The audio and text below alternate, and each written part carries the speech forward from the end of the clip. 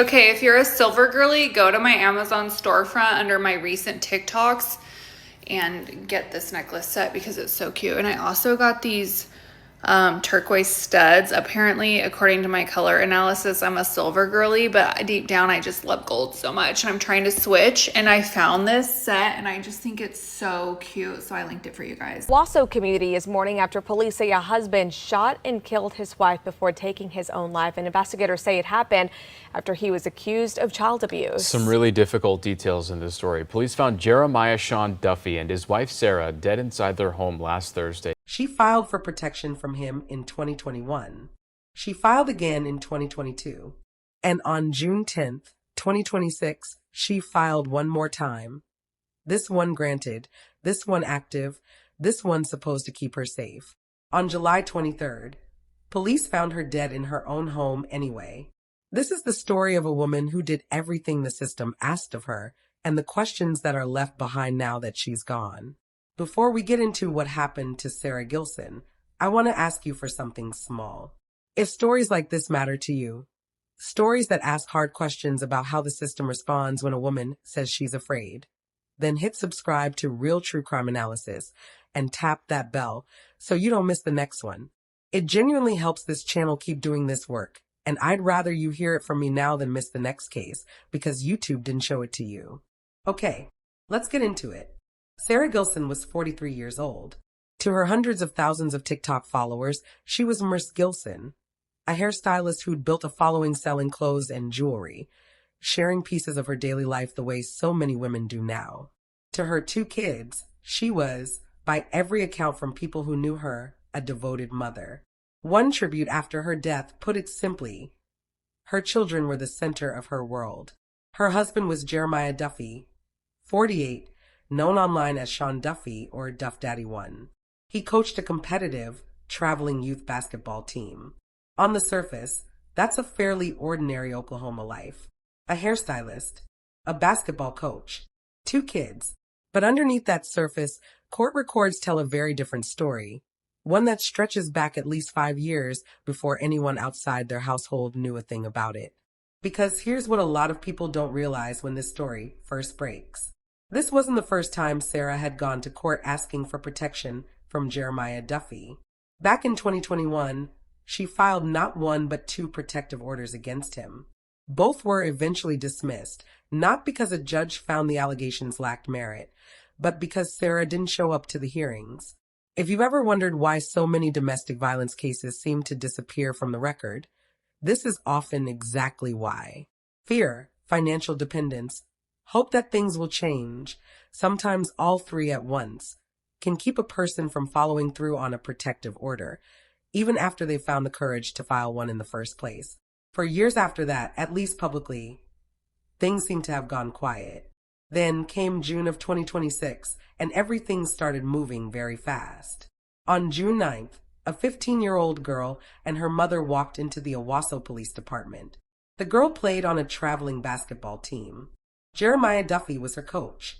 According to the police report, during an event at an elementary school that evening, Duffey inappropriately touched her. Another coach on the same team reportedly witnessed it happen, intervened immediately, and told the girl's parent. That alone would be a serious allegation. But investigators say it didn't stop there. According to police documents, similar conduct involving the same young player had reportedly occurred over an extended period of time and across multiple law enforcement jurisdictions in different states. Think about what that means for a moment. If accurate, this wasn't a single, isolated incident. It suggests a pattern that had followed this man across state lines, one that hadn't been stopped. Duffey, according to police, fled the school before officers arrived.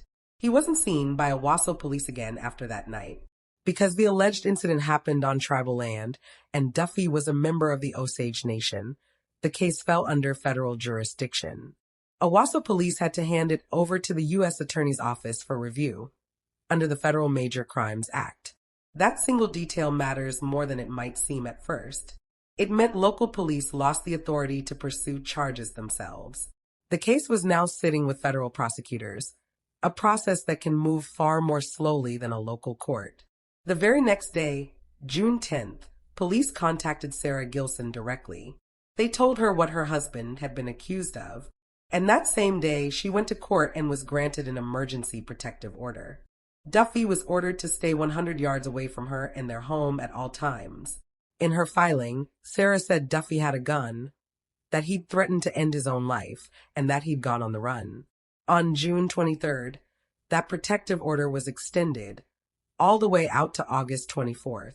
Here's a detail that deserves its own moment. That same day Sara filed her emergency order in June, a separate protective order was filed on behalf of that 15-year-old basketball player by her own mother. Two women, protecting themselves and a child, moving through the courts at the exact same time against the exact same man. Then, on July 11th, Sara did something that would end up defining how the world learned her name. She posted a video on TikTok, following a documentary-style trend that was going around the platform at the time, where people teased fictional Netflix documentaries about their own lives. Her caption read, "Preparing for when Netflix drops a documentary about my soon-to-be ex-husband who I just found out is a pedophile." She added, "I wish I was joking." It's worth sitting with that for a second. This wasn't a woman hiding in silence. She was speaking publicly, using humor as armor the way a lot of people do when they're processing something horrifying. Does that read to you like someone who felt safe?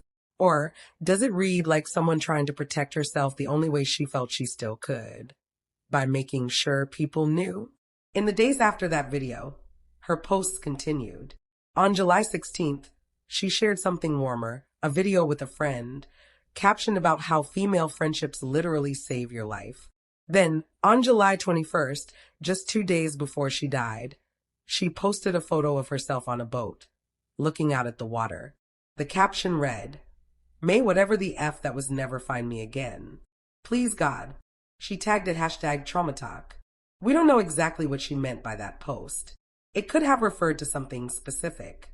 It could have been about the broader trauma of the previous 6 weeks.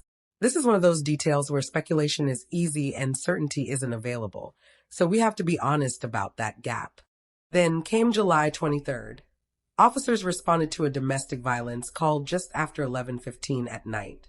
A dispatcher heard a woman screaming, and what they believed was a gunshot. Male that we were looking for a few weeks ago after he got caught kissing a juvenile. I'm trying to reach him back, but I could hear a female in the background screaming and crying, some sort of loud bang in the background. Moments later, a young boy called 911 from a neighbor's home, saying his stepfather had shot his mother.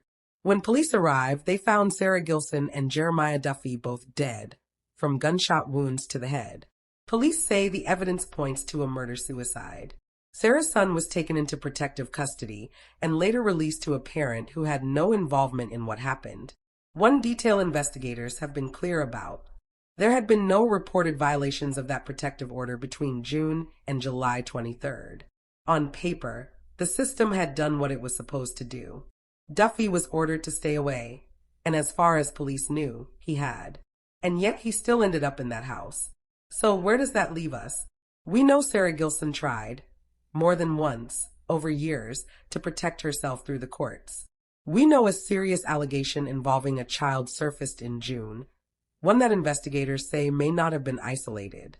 We know Sara spoke publicly about her fear, using her platform the way she'd always used it, to be direct with the people who followed her. And we know that despite a protective order, despite public warnings, despite everything on record, she and Duffey were found dead together on July 23rd. What we don't know and may never fully know is what happened in the moments before that first 911 call. We don't know what led Duffey back to that house that night, in violation of a court order that had, until then, apparently held. We don't know the full scope of the federal investigation into the molestation allegations, since that case remains with federal prosecutors rather than local courts.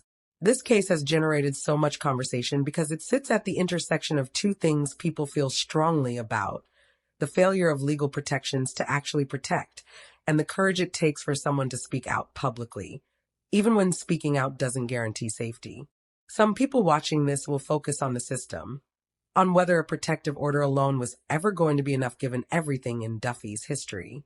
Others will focus on Sara herself, on a woman who used humor and honesty right up until the end, refusing to disappear quietly. What do you think really happened in the hours before that call came in? And do you think there was a point where this could have been stopped? I'll leave that with you. Sara Gilson was a mother, a hairstylist, and someone who tried, again and again, across years, to be heard and protected. That part isn't in question. The rest of the story is still being written by investigators, by court records, and by the people who loved her. If you found this analysis informative, don't forget to like this video, subscribe to Real True Crime Analysis, and turn on notifications so you never miss another investigation. Thanks for watching, and I'll see you in the next case.